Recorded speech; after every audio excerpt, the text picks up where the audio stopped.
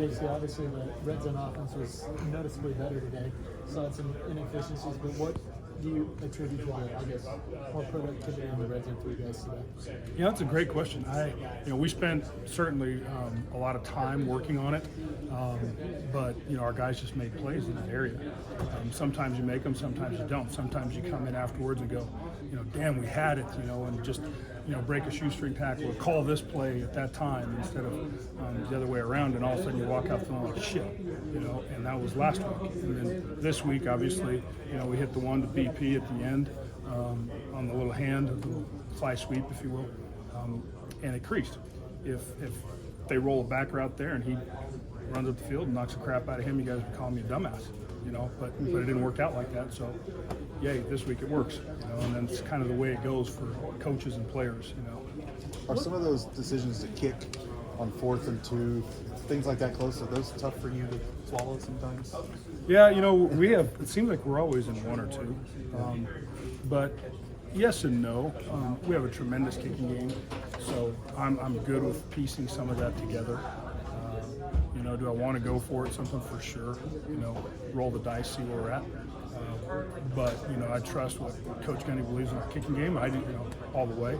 It's worked out for us. And we'll just keep on doing it. It's more strategic than usual. It felt like you knew the way the points were going, their PAT struggles, that could be really strategic for you guys to kick field goals sometimes. Well, the last one, that one, there was a lot of conversation with the last one, field goal. Do you just go for it again and see if you can end the game right there? Do you hit it, the field goal, and go up 7? Obviously you see what we did, what we opted on. The field goal is going to burn some time, right? It's going to run time off the clock, and it's going to give them very little time to try and get 7 points. And there's just a little breath of relief, sigh of relief when you go up 7 and you know that you got somewhat of a cushion there. I think it was the right call, certainly.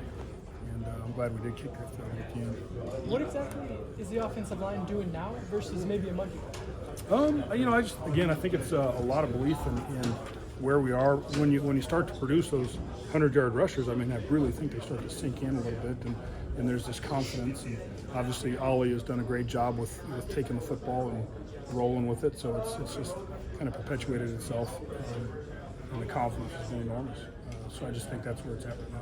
You've seen a lot of 2 more for Coach. Okay. Perfect. You've seen a lot of running backs in your time at OSU. What's different about Ollie? Ollie's different in that he's such a long, striding, limbed guy. He's not the jitterbug type. When people try and come up and tackle him, he's got this wonderful stiff arm, and his legs and everything's a long ways away, right? Because his stiff arm's so long. And then when they do get in there, the stride I think it surprises people how big it is when they get into tackling, and they just don't quite fit up on the guy. You saw it last year. It looks like he's going to get tackled West Virginia, and all of a sudden he kind of slithers out of it. It's different. And it's, at first as coaches, you're like, is that really happening? And then now it's all the time. So that's just kind of how it is for him. And we just got to get used to it. It's not your traditional running style, but I love it. And like I said, he's downhill with a little bit of nifty. It's good stuff. Win today